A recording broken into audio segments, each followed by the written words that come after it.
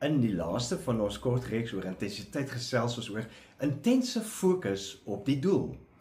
En jy al probeer foto's neem terwyl die voertuig waarin jy is beweeg. Nou gewoonlik is daar nie tyd om soos 'n persfotograaf 'n driepoot op te stel met 'n lang lens en op die spel te fokus vir daardie oomblik nie. Dis eerder 'n geval van mik en druk soos hulle in die ou dae gesê het met die handkameras. Maar deesdae se selfone maak dit baie makliker, hulle is ook baie vinnig.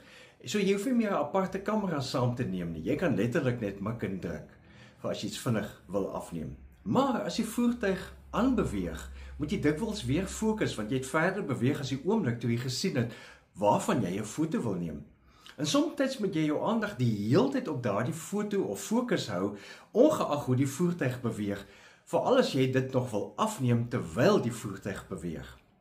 Nou, ons geestelike lewe beïnvloed al die ander aspekte van ons lewe.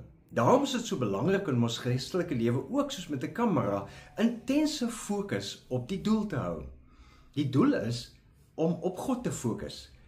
Die doel is om op God te bly fokus en te vertrou ongeag watter uitkomste die lewe ook al gee. Hierdie voorbeeld word reeds in die Ou Testament vir ons gegee deur die sogenaamde dienaar van die Here, die profetiese uitspraak en beeld wat gemaak word oor Jesus Christus wat as Messias sal kom. En daarvan lees ons in Jesaja. Ons lees daar juis alreeds vooruitgesê dat Jesus sal intense fokus hê op die doel en dit is op God. Ons lees in Jesaja 50 vers 7. Die Here my God help my. Ek sal nie teleurgesteld staan nie. Ek sal my nie ontstel nie. Ek weet ek sal nie in verleentheid kom nie. Nou dis 'n vaste ingesteldheid om intens te fokus op God.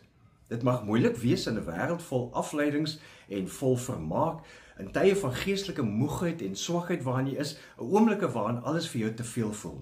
Maar wanneer 'n mens intens op God fokus, dan kry jy weer die bemoediging dat God jou sal help, dat jy nie teleurgesteld gaan wees aan die uiteindelike en finale uitkoms nie. En daarom hoef jy jou nie te ontstel nie, soos dit ook in daai skrifgedeelte stel, want jy sal nie in verleentheid kom nie. God sal jou help. Fokus intens op God. Leef geïnspireerd.